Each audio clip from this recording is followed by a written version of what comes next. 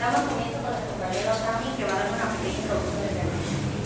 Sí, buenos días, compañeros.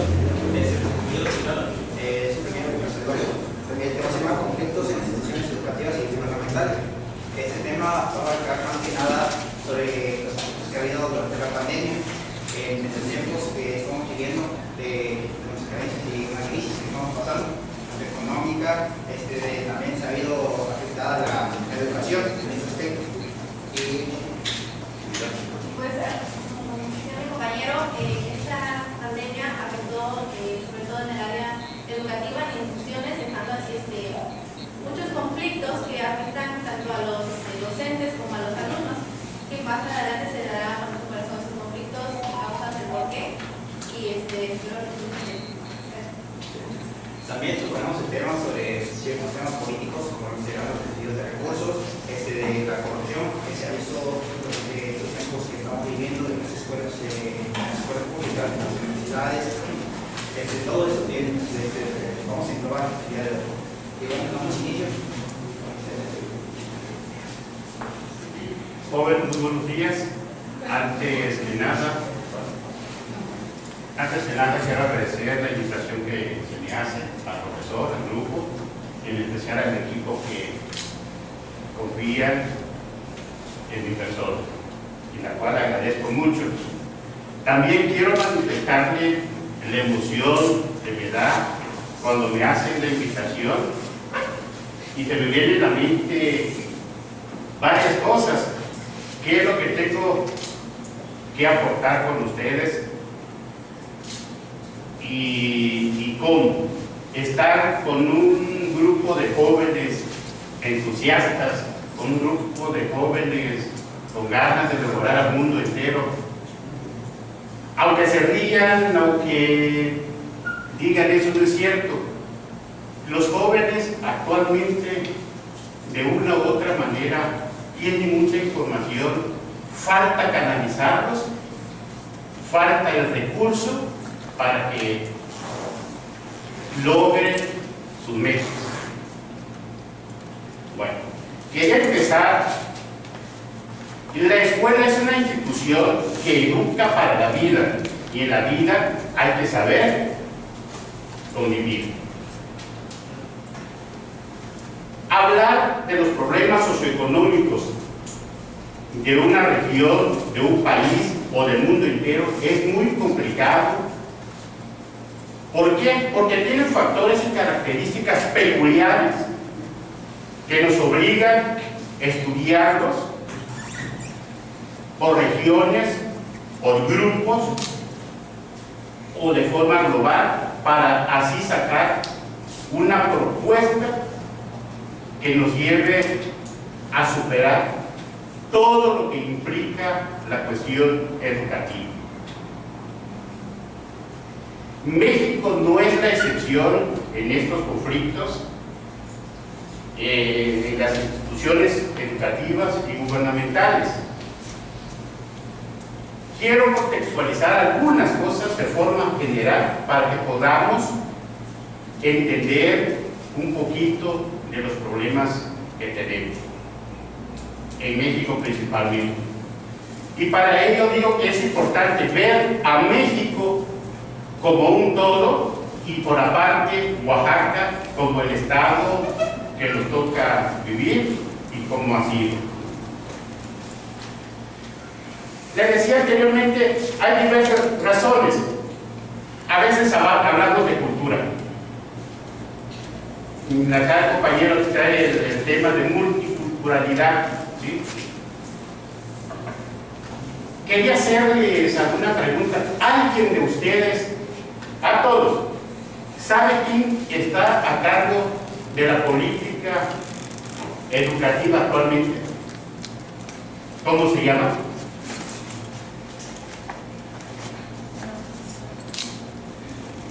Delfina Gómez Álvarez. ¿Quién es ella? Es una maestra educadora, fue presidenta municipal de su estado, de Texcoco, y contendió a la gobernatura del Estado de México.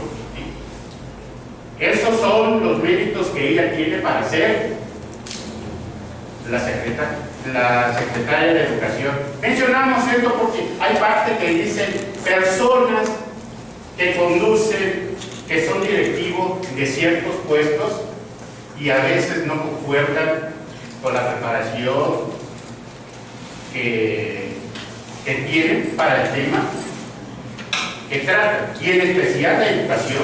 La educación es un tema muy, pero muy complicado. Te decía yo, ¿qué entendemos por cultura? ¿Qué sabemos de cultura?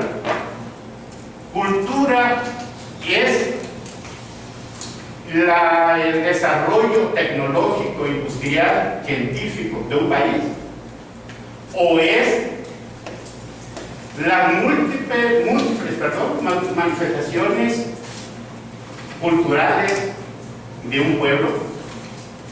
Porque para entender la cultura es importante saber qué es la cultura. Si entendemos a la cultura como los países más desarrollados, que tienen más cultura, dice que el país de Inglaterra está muy desarrollado culturalmente. ¿Por qué? También se dice Oaxaca es un estado de mucha cultura. ¿Por qué? ¿Cuál es la definición operacional que vayamos a ocupar acá? Si vamos a ver la cultura desde el punto de vista en el desarrollo industrial, en el desarrollo económico, los países que tienen esos puestos son países que sus integrantes, que sus habitantes tienen un aproximado de 25 libros, leen aproximadamente 25 libros al año. ¿Y sabe cuántos libros lee el mexicano al año? 0.5, no llegamos a un punto. Ahí estamos encontrando el primer problema que tenemos con los conflictos educativos. ¿Sí? Cuando el compañero me da este tema, me pongo a leer un poquito para ver qué es lo que tenemos que hablar acá. Estaba yo viendo que cuando escribieron Don Quijote de la Mancha, ocupó más de 2.500 palabras diferentes en su libro. Actualmente, ¿cuántas palabras manejamos nosotros? Está muy reducido.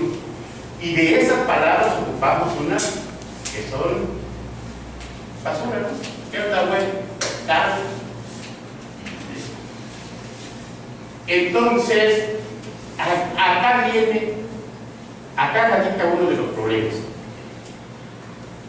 También la situación geográfica, la ubicación geográfica juega un papel importante en el desarrollo de los individuos de una sociedad. ¿Por qué? Oaxaca, su territorio es muy accidentado, por lo tanto es muy difícil llevar el conocimiento. No lo podemos comparar con el estado de Nuevo León, que tiene más, que su territorio no es muy accidentado y está más comunicado. Eso nos va a dar una brecha, una diferencia abismal entre un grupo de sociedad con otro grupo, y eso nos va a crear también problemas para entender los conflictos de las instituciones educativas y gubernamentales. Estamos hablando de una situación normal, pero de repente en todo el mundo tenemos una pandemia que nos afecta. Acá quisiera hacer hincapié también. México tiene este problema, pero también viene de un problema político-social. ¿Saben cuál es? La alternancia del poder. el poder, lo agarra el PAN y lo deja el PAN y agarra Moreno o López Obrador, llega al poder. ¿Qué encuentra? ¿Cuáles son los problemas que encuentra el nuevo gobierno? Falta de hospitales, por hablar del COVID, falta de instrumentos, falta de medicinas para poder enfrentar a la crisis sanitaria. Habían en papeles tantos hospitales construidos en Oaxaca, tantos en tal estado, pero eran papeles, pero cuando se busca esos hospitales nunca existieron. Hubo el famoso desvío de recursos. Bueno, pero también quería hacer hincapié sobre algunas situaciones de las políticas de los gobiernos en turno. ¿Han leído algo de Miguel de la Madrid Hurtado? ¿No? Miguel de la Madrid Hurtado dice: México tiene problema de moral, tenemos que hacer un proyecto de moral y con eso solucionamos el problema de México. Ni se entendió, se trató de aplicar y quedamos en lo mismo. Llega Carlos Salinas de Gortari, dice Carlos Salinas de Gortari: tenemos que preparar a los maestros para que tengamos mejores profesionistas. ¿Pero cómo los preparamos? Con la carrera magisterial. Resulta que la carrera magisterial, los niveles más altos los obtuvieron unos pocos maestros y lo obtuvieron los amigos del jefe del departamento, la novia de los líderes sindicales, ¿sí? ¿Y qué pasó con la educación? Igual. Luis Echeverría Álvarez dice: un país que no produzca lo que consume no puede pretender otra cosa, porque primero tenemos que producir lo que consumimos. Y creó las escuelas agropecuarias. ¿Alguien de ustedes estudió en escuelas de beta? ¿No? Dice: vamos a crear escuelas agropecuarias e enseñarle a los alumnos cómo hacer producir el campo para poder desarrollarlo. Se compraron tractores, se fundaron escuelas agropecuarias y era un buen proyecto, pero llega López Portillo y dice: no, México necesita de tecnología, y funda las escuelas tecnológicas, el Instituto Tecnológico, las escuelas Cebetis. ¿Alguien de ustedes estudió en Cebetis? Sí, Cebetis. Sí. Qué bueno. Yo no digo que estas escuelas estén mal, ¿no? Sino que la política de los gobiernos, cómo ven, cómo proyectan el problema y cómo tratan de solucionarlo. ¿Qué problemática encontramos acá? No hay una continuidad de un proyecto para la educación. Otro de los problemas que encontramos acá cuando llega el COVID: la brecha tecnológica. La brecha de tecnologías. Querían cubrir con video, con la televisión, todo el país. Pero ¿qué pasa? No todo el país tenía la cobertura de internet. Y por lo consiguiente también fue un fracaso. Eso fue uno de los conflictos que nos trajo el COVID. Otro de los conflictos: el ataque de la oposición al gobierno por manejar, por cómo manejar la situación. El gobierno dice: no hay medicamentos, no hay instrumentos, no hay personal, y tuvo que contratar también personas especialistas. ¿Se acuerdan de los doctores cubanos? ¿Sí se acuerdan o no? Gestores, futuros gestores de la educación. En cuanto él solicita, hace poco también solicitó médicos cubanos para venir a cubrir las necesidades de medicina aquí en México, y tiene una lluvia de críticas. ¿Por qué? Porque está apoyando al dictador. Dice que en Cuba el dinero que se le paga a los maestros es el 90% es para el gobierno y el 10% es para el doctor o para la doctora. Hay mucha crítica, pero el gobierno hace caso omiso. No estoy defendiendo a ninguno, es simplemente cuál es estoy practicándole o diciéndole a ustedes cómo siento la problemática de la pandemia aquí en México. Pero él dice: ¿cómo voy a enfrentar esta situación si no tengo médicos? Porque el mismo sistema hizo un examen para que no lo pasen todos. ¿Por qué? Porque no les conviene a lo mejor que tengamos médicos. En la actualidad dice que son 100,000 los que presentan el examen, 100,000 médicos para una especialidad, y no pasa más allí.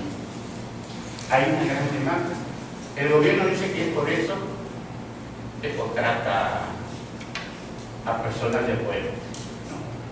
¿Se acuerdan de Hugo Gatell? López Gatell, ¿se acuerdan de él?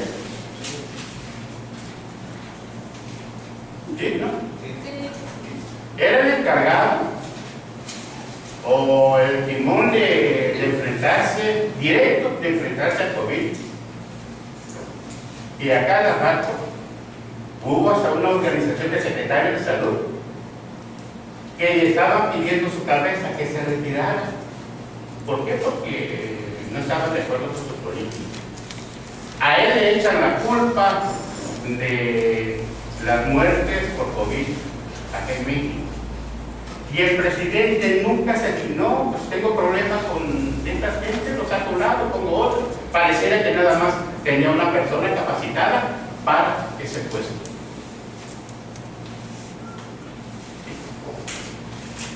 O también es capricho, porque tengo que hacer lo que dice la oposición. Jóvenes, menciono esto porque son situaciones que inciden, que al final de cuentas dan el resultado de la situación en que estamos en las instituciones educativas. Eso era el problema por la alternancia de poder. Pero hablemos de forma particular del estado de Oaxaca. Oaxaca, principalmente la región del Istmo, en 2017, sufre varios terremotos que afectan seriamente toda la región, y principalmente las construcciones, ¿no? Y las escuelas no serán las excepciones. ¿Sí? Hubo apoyo de varios países para la reconstrucción de la casa, pero también hay una serie de problemas de desvío de dinero que fueron destinados para la reconstrucción de las escuelas y nunca llegaron. En el caso particular de la escuela donde yo trabajo, la secundaria técnica 19, es pérdida total, todos los salones. Destinaron 19 millones de pesos para la reconstrucción luego lo subieron a 29 millones de pesos, ahorita anda por los 36 millones de pesos, y no tenemos ni el 25% de la construcción. Falta mucho para terminar, pero el dinero ya salió del gobierno, ya salió de donde tenía que salir y ya se fue a donde se tenía que ir, pero pareciera que se lo mandaron por los magos. Desapareció y las construcciones ahí están. La política también. Conozco a amigos que trabajan en Cusitán, Oaxaca. En Cusitán, Oaxaca hay un polígono de los eólicos. Ahí llegó la empresa Iberdrola, que tiene problemas ahorita con el gobierno federal, a preguntar qué se hace falta y se iba a construir escuelas. Ah, no, pero el sindicato dice no, Iberdrola no entra acá. ¿Por qué? Porque la oposición le está dando todos los derechos, le está donando charolas de plata, los bienes de México. Todo eso es una serie de conflictos que tenemos en la cuestión de las instituciones educativas y las gubernamentales. Bueno, ese es un punto de vista general que tengo. ¿Alguna pregunta? ¿Alguna situación? Porque quiero pasar, hice un pequeño cuadro de los factores importantes que afectan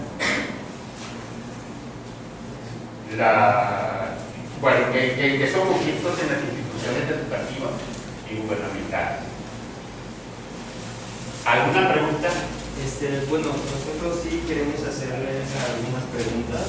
Perfecto. Para ver cuál es su punto de vista y de cómo ve estas situaciones. La primera pregunta es: ¿cómo afecta la inestabilidad laboral a las instituciones educativas? ¿Cómo afecta? De muchas maneras, ¿no? Cuando habla de inestabilidad, son los paros o son por los problemas, por los daños que estamos mencionando. Sí, por los problemas, las problemáticas. Afecta y afecta bastante y afecta a terceras personas, ¿no? Pero no por ser profesor o trabajar en el sistema se defiende. Desafortunadamente, los políticos que tenemos acá y la forma que nosotros conseguimos las cosas es presionar. ¿Cómo presionar? Bloquear. ¿Sí? Y eso, claro que sí, afecta, y estamos conscientes que México no ocupa un buen lugar. El aprovechamiento, estamos en un nivel bajo, ¿no? Y nadie ha querido agarrar el toro por los cuernos, o tratan de agarrarlo a la manera o a la forma que ellos ven conveniente. Y más tarde les voy a dar un cuadro generalizado de eso. No sé si queda resuelta su pregunta. Sí. Okay. ¿Alguna otra pregunta me decís? Sí, tengo otra. ¿Por qué es muy visto la corrupción en los sistemas educativos? Porque no tenemos un sistema judicial. Los que deberían de procurar la justicia son más corruptos que los otros. Por ejemplo, Hertz Manero, ahorita tiene muchos problemas, y es lo que yo me pregunto: si la persona indicada de llevar a cabo la justicia está fallando, hombre, a su lado. hay muchas personas que son capaces, pero a lo mejor es mi amigo, a lo mejor cuando yo anduve en campaña me apoyó, dejé unos billetitos por ahí y tengo un compromiso. Mi punto de vista, no sea, necesitamos hacer una investigación periodística a fondo para que esto se sepa, pero a grosso modo dice que este hombre tiene 100 carros de carrera. El trabajador, la persona común que suda para ganarse la vida, a veces no tiene ni lo más esencial para su sobrevivencia. Entonces, de forma tajante, es la mala administración de justicia.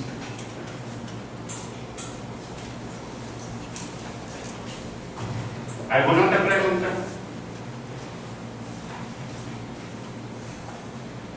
Jóvenes, es mi punto de vista, no es la última palabra. Acá estamos con un grupo de, como lo decía anteriormente, un grupo de personas entusiastas que quieren devorar al mundo. Vuelvo a decir, es mi punto de vista y no es la última palabra. Bien, pasamos a lo siguiente. Tomando en cuenta todo este contexto, tomando en cuenta todos esos aspectos, hice un pequeño cuadro para más o menos una radiografía de esta situación. Dice, los conflictos y las instituciones gubernamentales y en especial educativas. Puse 4 puntos,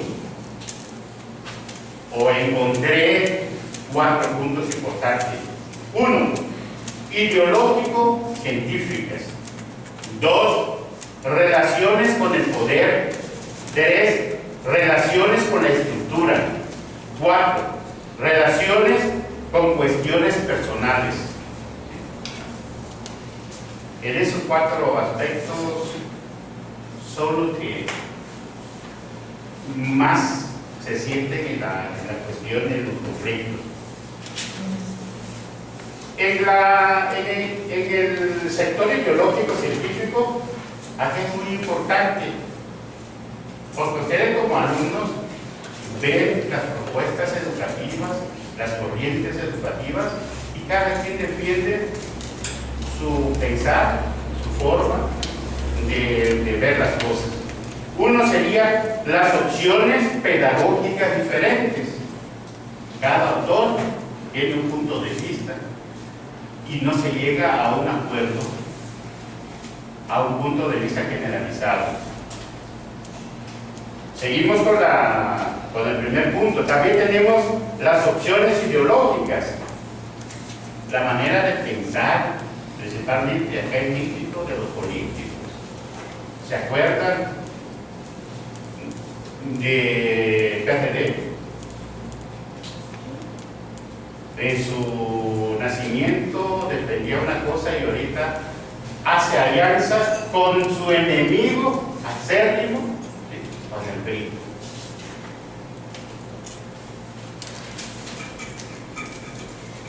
Opciones organizativas diferentes.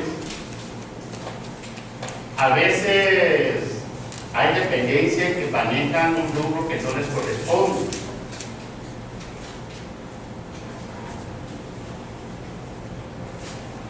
Tipos de cultura o culturales, es lo que yo les comentaba. Es diferente la cultura de los países desarrollados y de los países desarrollados, y es muy diferente también a la cultura de los que tienen diferentes manifestaciones de costumbres y tradiciones, que Oaxaca es rico en eso. Segundo, en relaciones con el cuarto poder, control de la organización. Es el poder que se quiere ejercer. La mayoría de ustedes ya tienen 18 años. ¿Sí?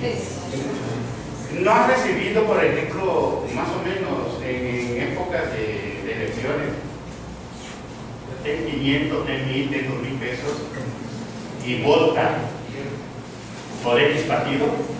A eso se refiere el control de la organización. No les extrañe y no les cause risa porque sí lo existe. Y yo que tengo el doble, el triple de delegados que ustedes me han tocado.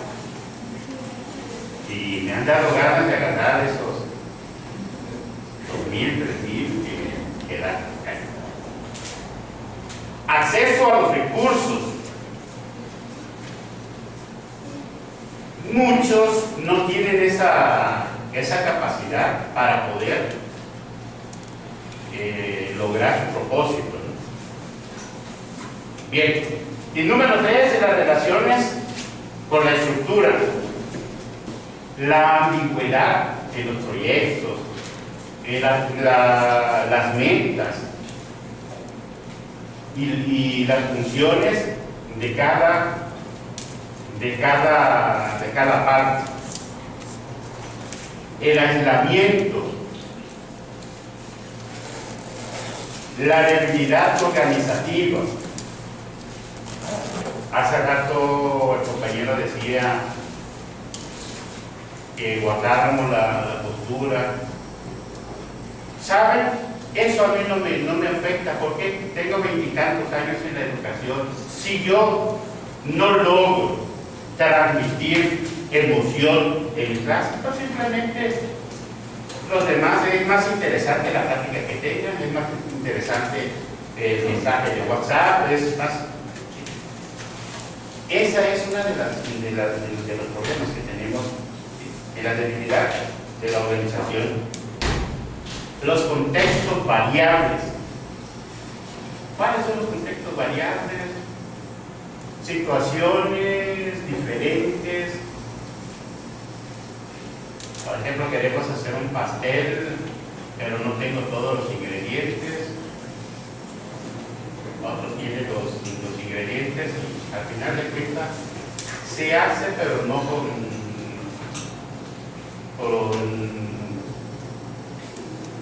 con la finalidad deseada, ¿no? Por último, tenemos las relacionadas con cuestiones personales, por ejemplo, la estima propia, la seguridad, la insatisfacción laboral, la comunicación deficiente entre todos los actores de la educación. Y por último también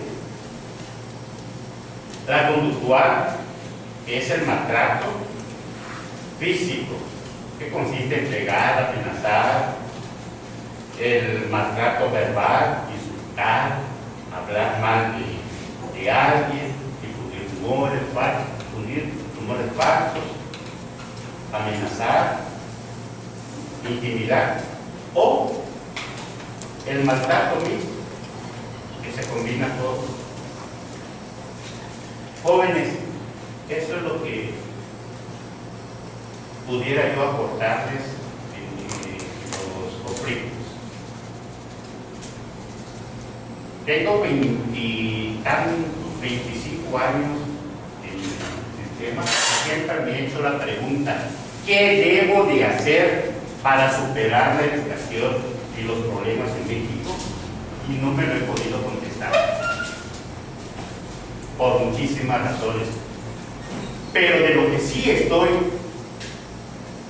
seguro es que necesitamos regular los medios de comunicación. ¿Sí? Después de las 3 de la tarde, si vemos las televisoras abiertas, nos hablan de puro amor, ¿no? Las telenovelas, y no estoy en contra. No. Acá, yo no conozco otros países, pero deberían de para poder verlo, deberíamos estar preparados de sacar cuál es lo importante, no me gusta. Pues el plomo que pase, pero no tenemos esa capacidad. Exigirle a esas empresas, si mete uno un programa de eso, pero también que meta un programa educativo. ¿Cuántos programas educativos tenemos en las televisoras abiertas? ¿Conocen? ¿Las conocen? Bueno. Pero son los que tienen más acceso. Tengo un hijo que maneja bien la computadora y nunca lo mandé a un curso de computación. Aprendió. No lo estoy presumiendo, es resultado del poder de los medios de comunicación jóvenes.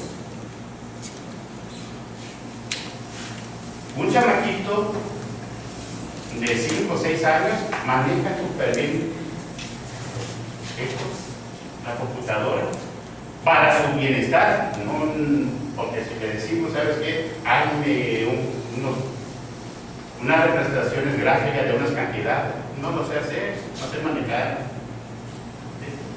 Pero dile que, ¿cómo se llama el juego? ¿Cuál? Pero eso sí. Ajá. Lo sabe. ¿Y a dónde aprendió? De los medios de comunicación. Porque la mercadotecnia de estos aparatos o de estos dispositivos están destinados a ciertas personas o a todas las personas, pero también llevaba, así se maneja, así se hace. Y entonces, de la pregunta que yo les digo de la conclusión, tengo 25 años en esto y me hice la pregunta, ¿cómo hago para cambiar? Y no encuentro la pregunta precisa de esto.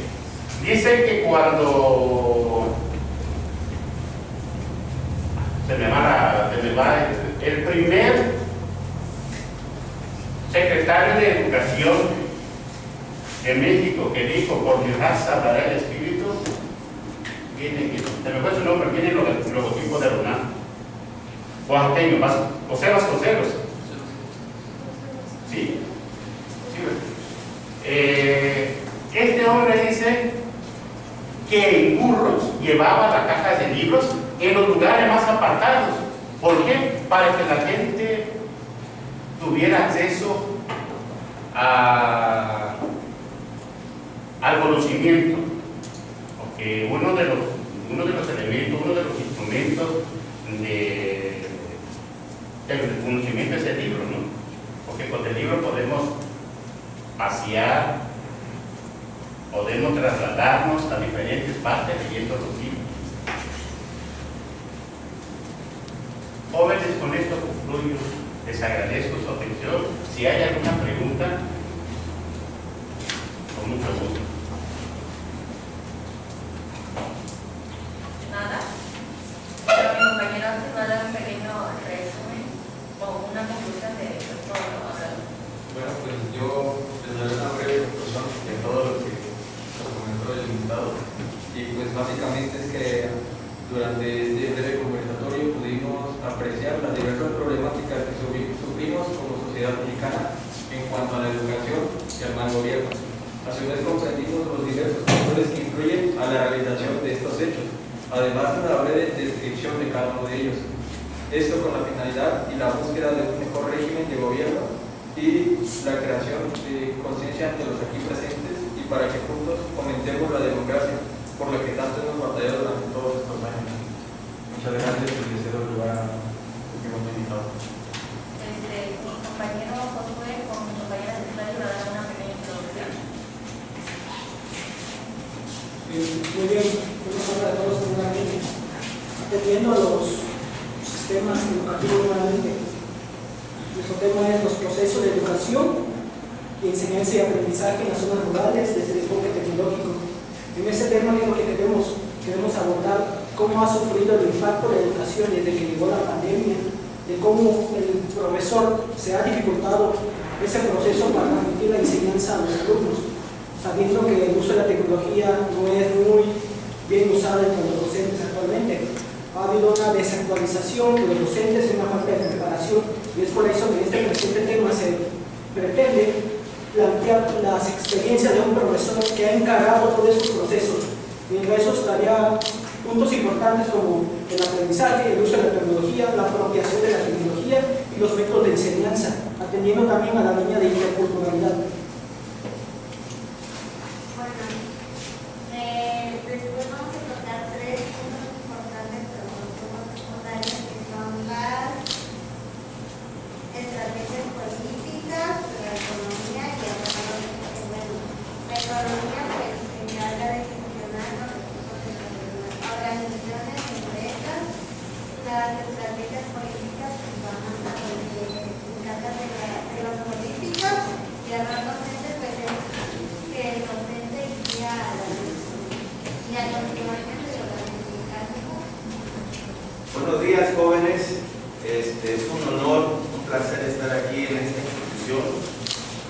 Mi nombre es Francisco Josué Ambrosio Rosado. Soy docente en una escuela secundaria técnica de esta ciudad, número 27, en el área de español. Tengo la formación de la licenciatura en el área, una maestría en educación y por supuesto la experiencia que se ha adquirido a través del tiempo, con los errores, con los aciertos, y que a su vez estamos aprendiendo constantemente. El docente nunca termina de aprender, constantemente está en una actualización. Eso depende muchísimo del docente. Me gustaría impartir acerca de lo que es la pedagogía. La pedagogía es el arte de cómo enseñar. Muchas veces en un salón de clases nos aburrimos, a veces nos da el sueño o nos distraemos. ¿Por qué? Porque la persona que es la encargada, que nos va a enseñar o de lo que debemos de aprender, le falta una chispa, le falta la sal en la comida, le podemos decir coloquialmente. Se llama pedagogía.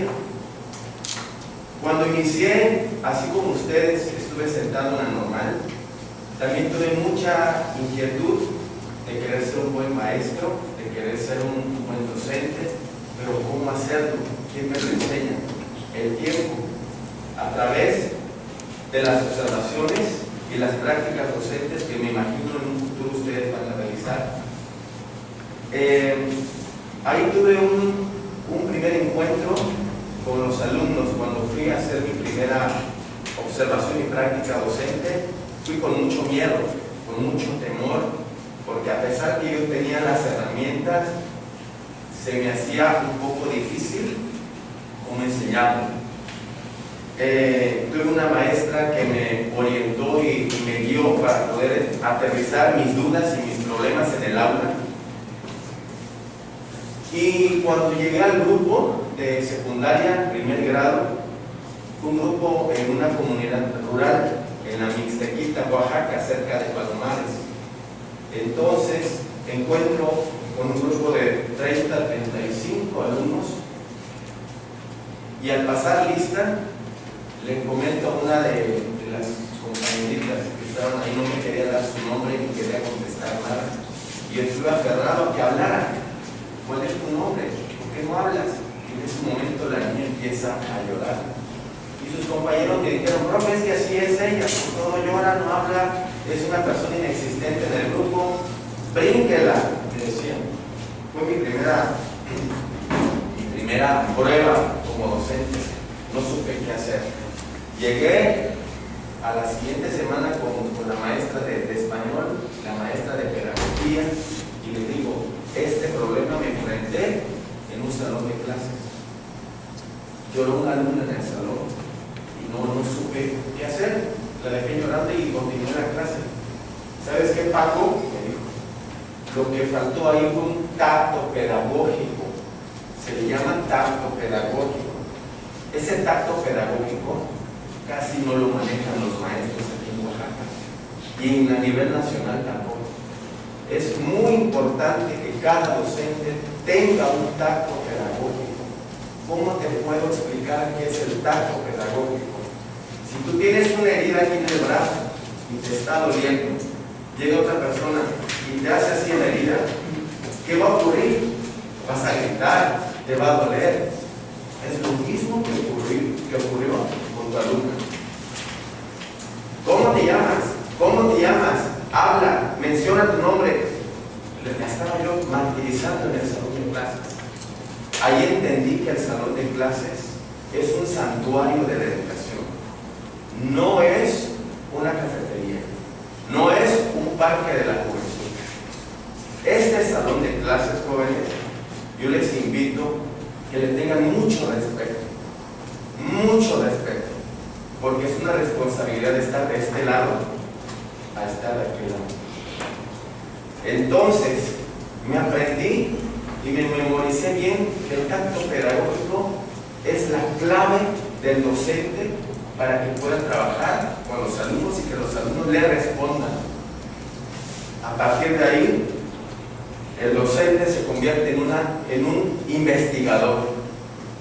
Siempre hay que tomar en cuenta que todos los días debemos estar investigando, porque lo que pasó en el 2014 no lo estamos viviendo en el 2022. Las cosas están cambiando, se están modificando. Hay alumnos que a través de la pandemia han sufrido muchos problemas emocionales. No sabemos quiénes perdieron a sus papás, quiénes están de responsables con ellos, y qué hace falta en el salón, el tacto pedagógico, porque el salón para ellos a veces es el refugio, donde nosotros podemos acobijarlos con nuestras investigaciones, con nuestros planes y programas, y por supuesto con el sentido del ser humano, porque el maestro o el docente no nada más es el que va a arrojar la información, escribo, corto, pego y ustedes copien. No. La participación del docente quiere decir que tiene que mover las emociones de sus alumnos, que todos los días no sabemos cómo vino Juana, no sabemos si desayunó Juan, no sabemos en qué condiciones está Mireia. Sin embargo, llega a este mundo, yo le llamo este santuario de la educación, donde yo les pido mucho respeto. Mucho respeto. Hoy les quiero invitar a hacer un ejercicio antes de continuar. Espero que me apoyen. Vayan ustedes a repetir las siguientes palabras y nos vamos a poner de pie y ahorita nos sentamos. Nos ponemos de pie todos, por favor. Vamos a repetir lo siguiente. Con ánimo, con entusiasmo. Hoy va a ser un día mejor que ayer. Hoy va a ser un día mejor que ayer. Me voy a esforzar. Me voy a esforzar. Voy a dar lo mejor de mí. Voy a dar lo mejor de mí. Porque puedo hacerlo. Porque puedo hacerlo. Soy capaz. Soy capaz. Soy inteligente. Soy inteligente. Soy único. Soy único. Soy amado. Soy amado. Soy respetado. Soy respetado. Sé controlar mis emociones. Sé controlar mis emociones. Y nací con un propósito. Y nací con un propósito. No soy mejor que nadie. No soy mejor que nadie. Y nadie es mejor que yo. Y nadie es mejor que yo. Un aplauso, por favor.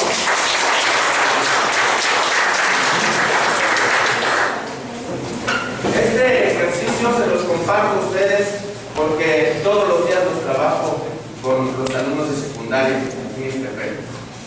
Trabajo con 14 grupos de primero, segundo y tercero.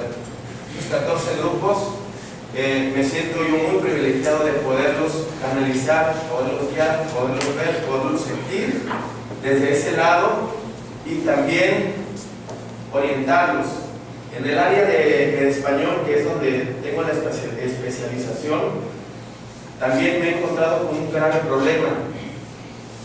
Parte de la comunicación que conocemos se ha estado perdiendo, que es el escribir.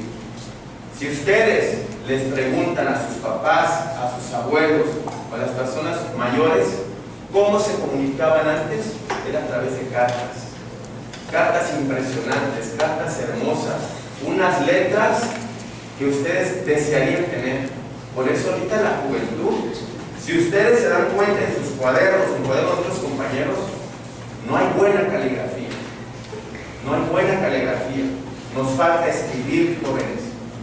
Y si ustedes van para el camino de la docencia, es una gran responsabilidad en el lugar donde ustedes están sentados, porque no sabemos a qué municipio, a qué comunidad van a ir a enfrentarse con otros problemas donde ya hay.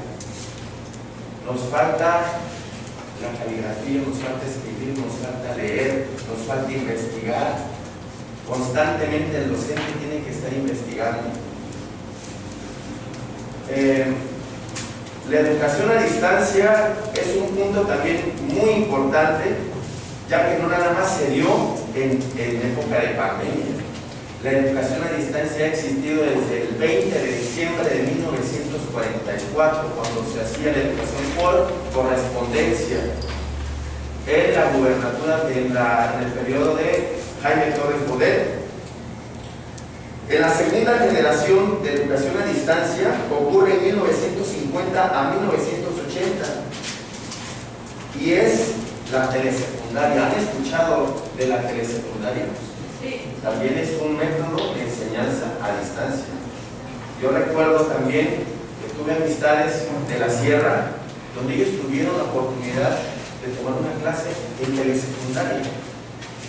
Yo nunca tuve esa oportunidad, pero me daba curiosidad qué se aprendía, cómo lo aprendía en telesecundaria.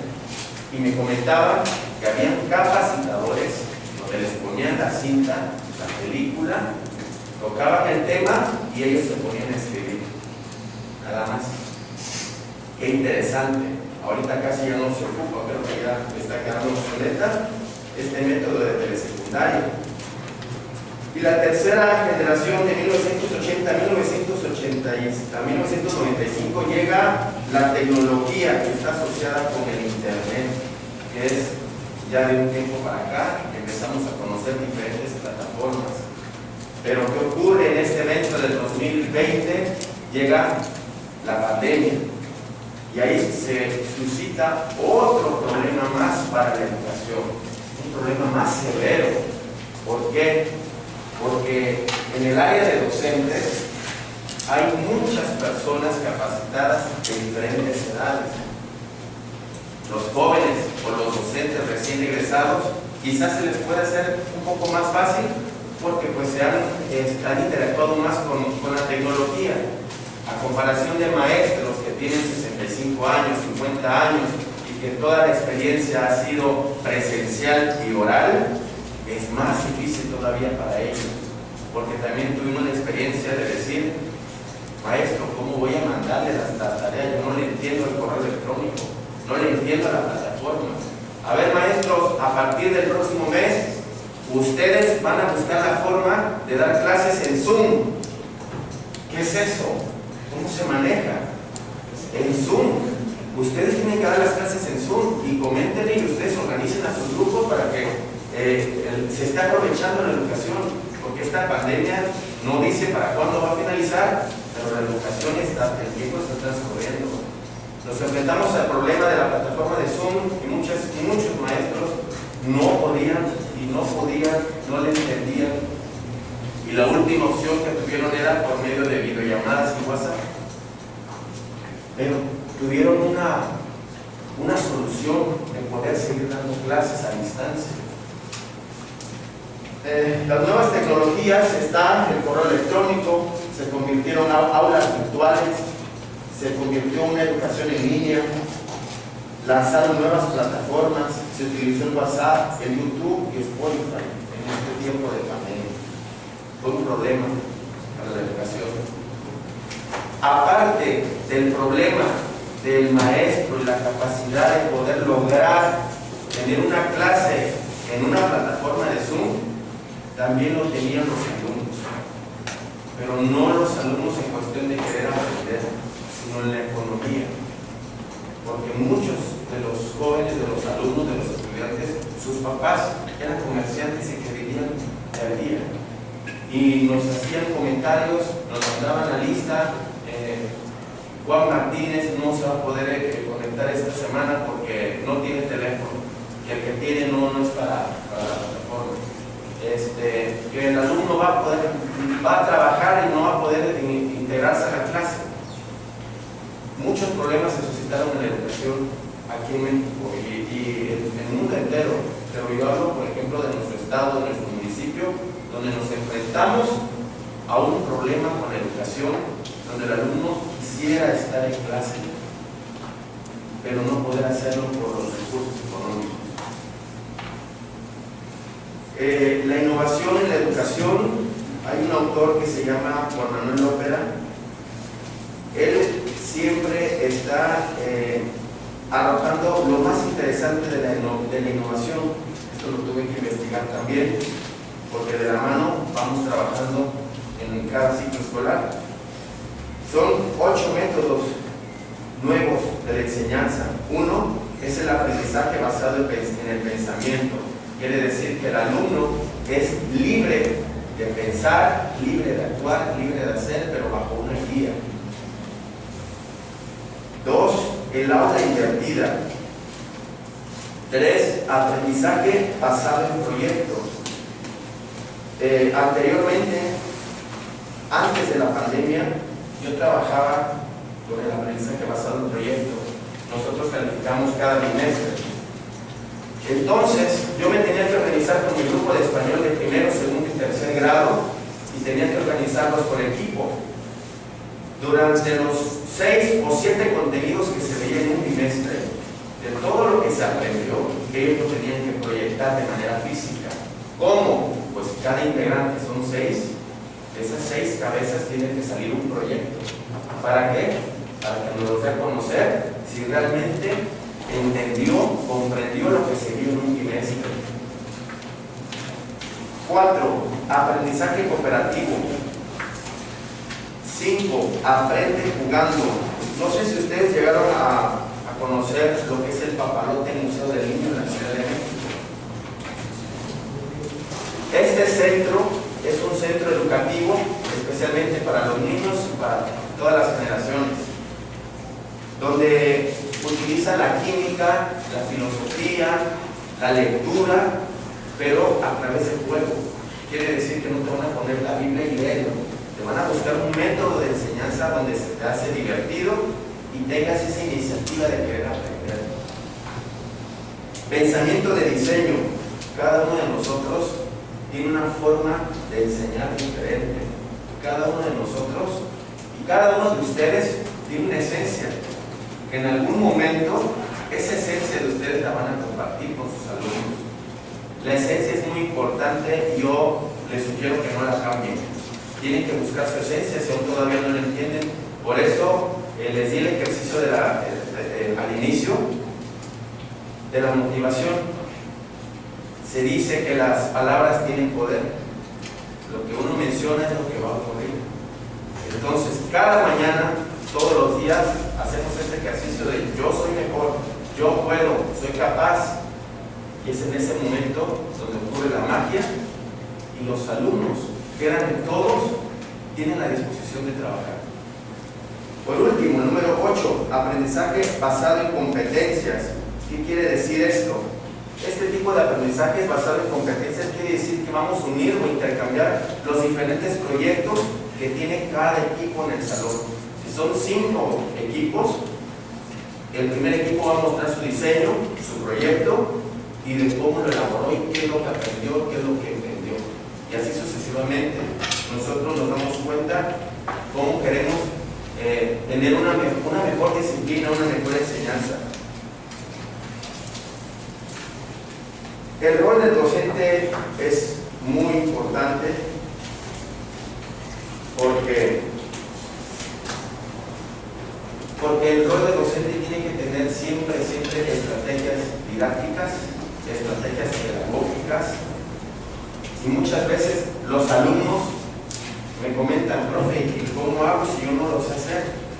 Yo no sé dibujar, mi letra está fea, y si mejor lo investigo en internet, lo descargo y lo pego, les digo que no, que hay que aprovechar lo natural que tenemos, que es nuestro cuerpo, para poder expresar, y podemos compartir muchos mensajes impresionantes sin que nosotros lo hayamos conocido. Les voy a compartir rápidamente una metáfora del Buda de Tailandia. Hace más de 60 años un grupo de monjes budistas budistas estaban preocupados porque tenían adorado a un Buda de terracota, a un Buda de 3 metros. Ya se imaginan cómo es el Buda, ¿verdad? El pelón chino panzón. Lo adoraban los budistas. Entonces estaban preocupados porque estaba a punto de romperse. Llega este grupo y dijeron, ¿saben qué? Tenemos que poner uñas y otros materiales para animarlo y poder conservar a nuestro. Vamos a adorar. En el momento que ellos lo hicieron, dejaron un confetón abajo y un Buda, un monje budista, movido por su curiosidad, en la noche tomó cincel y martillo y empezó a escarbar más abajo de la orilla del Buda. Y cuando va introduciéndose al orificio, se da cuenta que hay un río cegador que le reflejaba otra vez. Y él se sorprendía de qué se trataba. No se había dado cuenta que antes sí había descubierto un Buda de 2 metros de oro macizo, enterrado. Es ahí donde me hago la pregunta y se los comparto a los jóvenes. Imagínense, ¿cuántas generaciones pasaron? 800 años. Nadie tuvo la curiosidad de ver qué se encontraba detrás del Buda. Muchas veces a nosotros nos pasa lo mismo. Nacemos, crecemos, vivimos y morimos sin darnos cuenta del tesoro que cada uno de nosotros tenemos dentro. El tesoro que tenemos dentro no exactamente es de oro macizo, es las habilidades que día con día ustedes vienen a adquirir en esta escuela, en la casa, en la sociedad. Habilidades. Esos son los tesoros que debemos de descubrir todos los días. Y en el momento en que lo hagamos, lo debemos de conservar y pulirlo más. No sé si recuerdan que en preescolar, alguien de preescolar, no sé si les tocó ponerle una estrella en la frente. ¿Sí recuerdan eso? Incluso hasta la fecha, en la actualidad, hay alumnos que veo del kinder y salen con su estrella en la frente. Los niños salen motivados, salen muy contentos. ¿Y qué edad tienen esos niños de preescolar? 5 o 4 años. Esa estrella significa creo en ti. Ese es el símbolo de esa estrella en la frente. Creo en ti. Otto Walper arroja en su investigación que en Estados Unidos existe 6.5 millones de suicidios en Estados Unidos y México casi no. ¿Por qué? Porque en México todavía aplicamos la estrategia de la estrella, donde los niños se creen que son los inalcanzables. Esa estrella en la frente, cuando dicen, tú le miras a los ojos a los niños y le dices, creo en ti, comienza a hacer resonancia en nuestro cuerpo y comienza a hacer la magia, lo que nosotros queremos aprender o lo que nosotros queremos ser. En México nosotros somos más apapachadores que en Estados Unidos. En México todavía si tú te caes, alguien te puede ayudar a levantar y a hacerte compañía. En Estados Unidos no. Por eso hay más suicidios en aquel país. Jóvenes adolescentes, imagínense, 6.5 millones de jóvenes se suicidan al año en Estados Unidos. Es mucho. ¿Por qué? Porque a lo mejor ahí en ese país a alguien no se le ha ocurrido la forma de acercarse a los niños y decir que creo en ti. Y eso que Estados Unidos es un país muy actualizado, renovado. Ahora yo les pregunto a ustedes, hoy, ¿a quién le vas a poner esa estrella en la frente? Muchas gracias.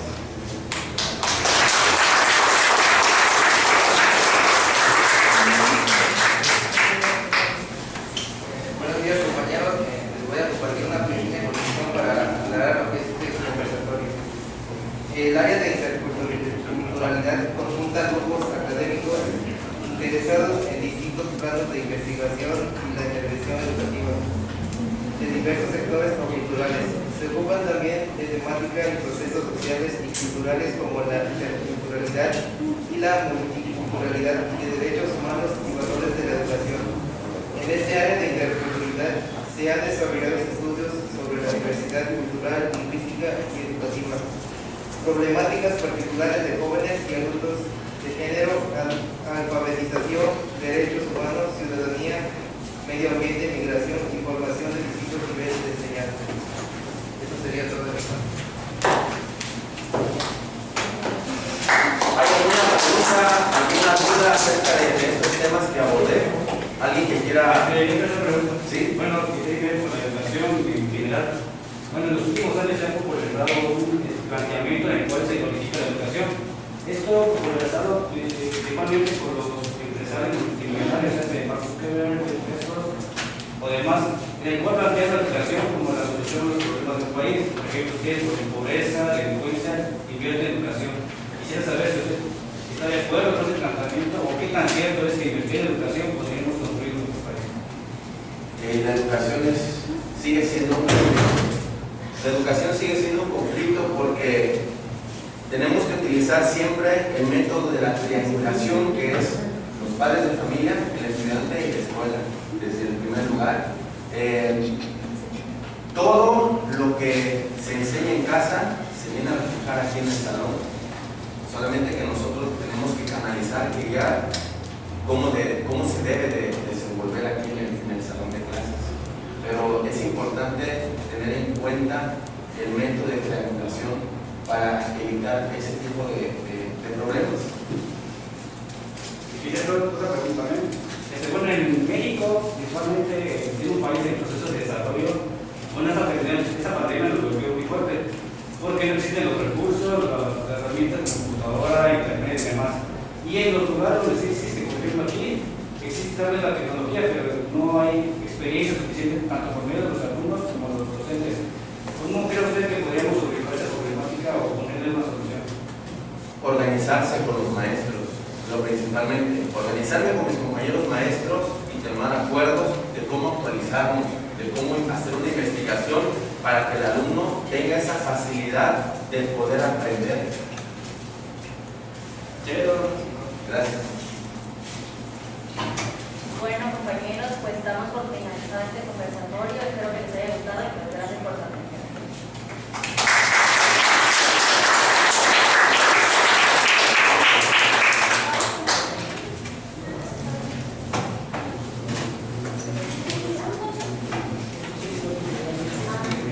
No sé si el profesor Fortino quiere comentar algo.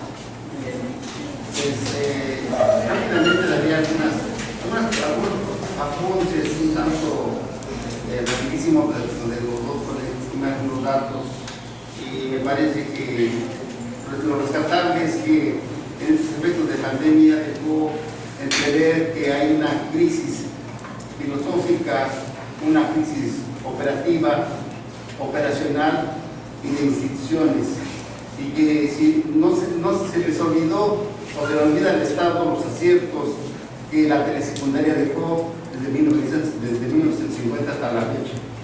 Esta educación virtual se desnudó la poca rectoría que tiene el Estado, los medios de comunicación. Esta crisis que se aunó a la crisis sanitaria ha producido una nueva cultura, una nueva forma de socialización, y nos dejó entrever precisamente una crisis también democrática y una debilidad en la gobernanza, situación que pareciera que hoy se quiere recuperar y se le quiere dar esa rectoría al Estado, creando empresas mixtas o creando una rectoría del Estado. Tal vez son utopías, algunas todavía falta que la historia valore si realmente el desarrollo de la región donde se propone que estas empresas podrán tener éxito y sus secuencias y consecuencias que va a dar esto. Hablemos del tren transísmico, hablemos de la planta refinadora. Es así como está para la historia que se valore. Y es cierto, pareciera que la crisis sanitaria dejó entrever que nosotros nos falta una cultura de prevención, una cultura de anticipación, y por lo tanto creo que también dentro de la currícula de educación básica, esta cultura de la prevención debe ser incluida como forma de anteponernos ante las catástrofes naturales y forma de entender la vida, principalmente en el Istmo de Tehuantepec, que estamos a la sombra de la madre naturaleza. Nos parece que también acertaba nuestro expositor que hoy es necesario recuperar la empatía, y eso a través del juego de reglas que ayer nos menciona en sus exposiciones, porque como jugar ya se ha perdido el hambre por aprender. Nos da a entender entonces que para valorar el juego como contenido y darle una connotación cualitativa o una cuestión formal, debemos entrar en una didáctica no parametral, que significa reencontrarnos con el método dialéctico. Y en ese sentido es dar una contrapropuesta al método positivista que impera en todo el proceso capitalista de formación y donde estamos inmersos. Es cierto, hoy a través de la sección 22 en Oaxaca, el plan de transformación que está en marcha, con algunos lunares, algunas islas, pero sin embargo creo que es una ventana que se puede impulsar desde cualquier centro educativo, desde inicial hasta superior. Es una cuestión de buscar otra vez la recomposición cultural y filosófica que plantean todos los indígenas y el Istmo de Tehuantepec, es buscar y modelar otro modelo de enseñanza que destierre el modelo que estamos trabajando, que pomposamente se le ha llamado modelo de competencias, donde solamente el quehacer ha sido la cúspide y el eje, donde no se le da su importancia al ser ni al conocer, y por lo tanto se desdeña procesos de aprendizaje. Y con esto también tenemos que saber lo que decía atinadamente el expositor. Hay que, por un lado, hay deficiencias en el arte de enseñar, pero también hay deficiencias en saber que tenemos deficiencias, en saber qué valores debemos enseñar. Se ha desconocido entonces la frontera también de la pedagogía, que es también una enseñanza de valores y por lo tanto una forma de convivir, es el otro bastión de la educación. En fin, creo que nos falta muchísimo que hacer, y para eso también es esa invitación a leer y escribir, porque precisamente tenemos que recuperar la herética y la hermenéutica como formas de atención y de progresar en lo cognitivo. Es esta cuestión una forma de entrar. Es cierto, muchas generaciones que tenemos, que crecimos al margen de la tecnología, hemos aprendido por ensayo y error, pero sin embargo nos hace un llamado a que hagamos grupos de trabajo y pongamos todos los docentes formas de actualizarnos.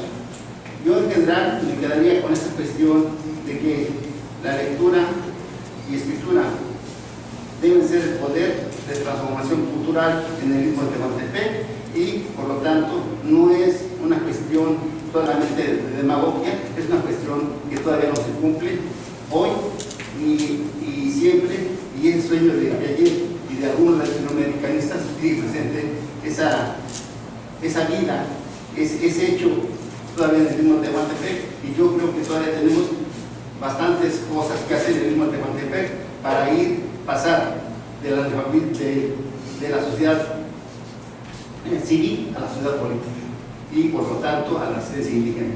Yo dejaré hasta ahí, y entonces la invitación a leer y escribir más seguidamente para tener un desarrollo cognitivo que permita tener una posición en la sociedad. Gracias.